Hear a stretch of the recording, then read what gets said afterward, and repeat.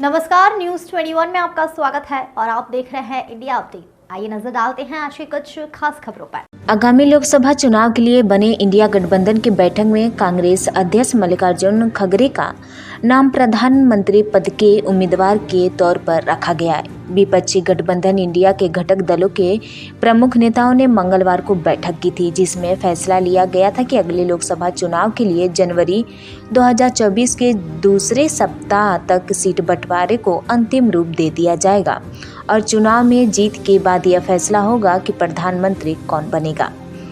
पश्चिमी बंगाल के मुख्यमंत्री ममता बनर्जी ने कांग्रेस अध्यक्ष मल्लिकार्जुन खड़गे को विपक्षी गठबंधन इंडिया का संयोजक बनाने और प्रधानमंत्री पद का उम्मीदवार घोषित करने की पैरवी की है। इसका दिल्ली के मुख्यमंत्री अरविंद केजरीवाल ने समर्थन किया है।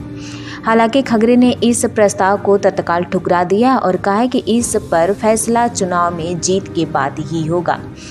इस बीच बीएसपी के आकाश आनंद द्वारा सोशल मीडिया पर भी एक प्रतिक्रिया दी गई, जिसके बाद चर्चा में उन्होंने विपक्षी दलों के गठबंधन और बीजेपी पर निशाना साधते हुए लिखा, मीडिया की रिपोर्ट और पार्टी के कुछ साथियों से पता चला है कि कल इंडिया अलायंस की बैठक में कुछ लोग भाजपा से कम और बीएसपी से ज़्यादा डरते हैं। आकाश आनंद ने कहा, मैं साफ कह देता हूं कि भाजपा का खौफ दिखाकर वोट देने वाले गठबंधन की नफरत वाली राजनीति में बीएसपी विश्वास नहीं रखती, क्योंकि इस तरह का एक वक्त कांग्रेस का खौफ दिखाकर कुछ लोग सत्ता पर काबिज हुए थे और उनका खामियाजा आज पूरा देश भुगत रहा है।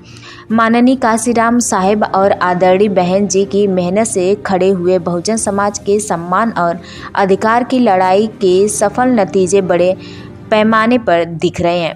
बीएसपी नेता ने आगे कहा कि दलित समाज की अनदेखी करने का दम आज किसी राजनीतिक दल में नहीं है। मैं ये भी साफ कर देता हूं कि बीएसपी दलित समाज के हित में और बाबा साहब के संविधान की रक्षा करने के लिए है।